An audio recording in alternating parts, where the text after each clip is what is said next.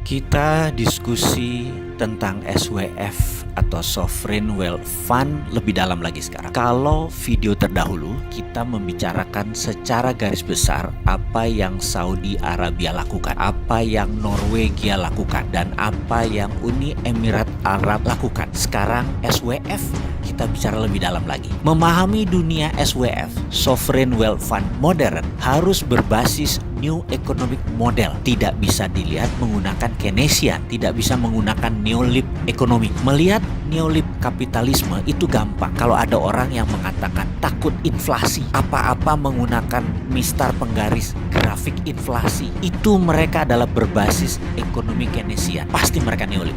New Economic Model bisa nggak ada inflasi walau duitnya dicetak dari tin air, dari angin. Contoh sederhana, kalau kita cetak uang 100.000 dari angin, lalu kita kasih ke mbok-mbok di pasar, uang tersebut dia beli 10 kilo jagung misalnya. Lalu jagung tadi dia buat perkedel jagung yang dia goreng, lalu dia jual, dia dapat 100 buah perkedel jagung dan dijual masing-masing satuannya adalah Rp2.000. Dengan cara ini ada inflasinya enggak? Inflasi itu kalau duit diam, kalau nabung makan bunga, itu inflasi. Kalau beli barang impor konsumtif, itu pasti inflasi. Kita kembali ke pelajaran ala Neolibs di chapter yang lain. Sekarang kita ingin negara kita tidak berhutang lagi. Setuju ya? Masih mau coba pemahaman ekonomi Neolibs atau mau menggunakan modern ekonomi teori? Masih belum kapok ya? Masih belum kapok ya utang, masih belum kapok ya defisitnya besar, atau mau menggunakan sesuatu yang revolusioner. Sekali lagi, sekedar mengingatkan, kita negara kaya mineral, terutama logam mulia seperti emas, perak, platinum, dan banyak mineral jarang atau rare earth yang tersedia di muka bumi Indonesia ini. Segera lakukan audit atas aset tersebut. Berdasar pasal 33, kekayaan alam beserta isinya milik negara, gak boleh milik swasta atau dijamin-jaminin. Bukan milik negara.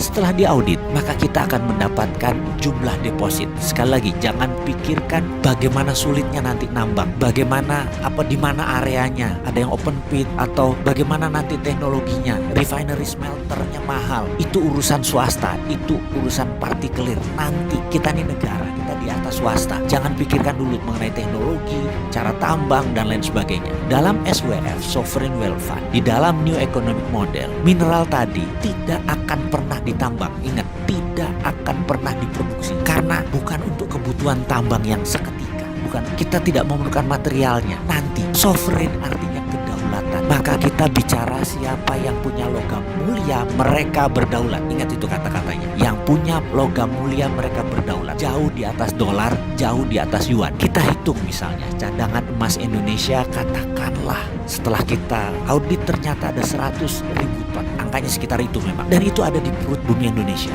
Maka 100.000 ton tadi kita terbitkan surat berharga. Dan inilah harta Indonesia. Tidak ada satupun negara yang menolak bahwa itu adalah hartanya Indonesia. Nilainya bisa billion-billion dolar. Jauh di atas kekayaan Amerika, jauh di atas kekayaan Cina. Lalu katakanlah yang 20% senilai 20 ton kita mau jual sekarang. Siapa yang mau beli? Yang mau beli adalah negara yang miskin sumber daya alamnya. Katakanlah India. Mereka katakanlah mau membeli 1% atau 1.000 ton. Ya bayar sekitar 40 billion dolar atau sekitar 600 triliun rupiah. Atau Papua Nugini mau membeli 0,2%, perlu 200 ton emas. Ya bayar 100 triliun rupiah. Dengan surat berharga tadi, mereka bisa memprint mata uang negara mereka sendiri. Mau 10 kali lipat, 100 kali lipat, ya monggo. Sekedar mengingatkan, 78,5 ton deposit Bank Indonesia yang saat ini kita miliki nilainya 50 triliun. Money create kita adalah 5.000 triliun, alias kita mencetak 100 kali dari jaminan emas kita. Hal itu biasa saja dan itu lumrah. Sampai kapanpun sesungguhnya cadangan emas tadi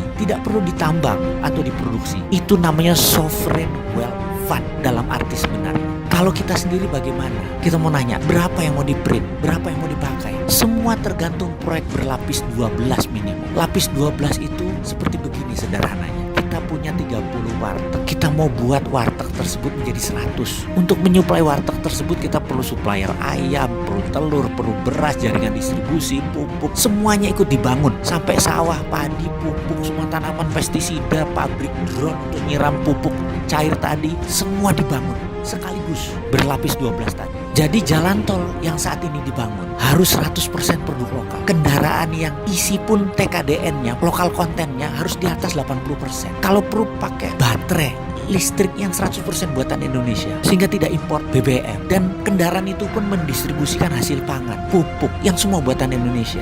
Kalau bangun jalan tol, besinya impor, isinya kendaraan asing bukan buatan Indonesia, pakai bensinnya impor, isinya pupuk impor, bangunnya pakai ngutang. Lah bingung kita ngurus kalau kayak gini nanti. Pakai SWF jauh lebih efisien, berdaulat pakai SWF itu, dan perlu nyali besar untuk berani berdaulat. Wahai pemimpin bangsa, beranilah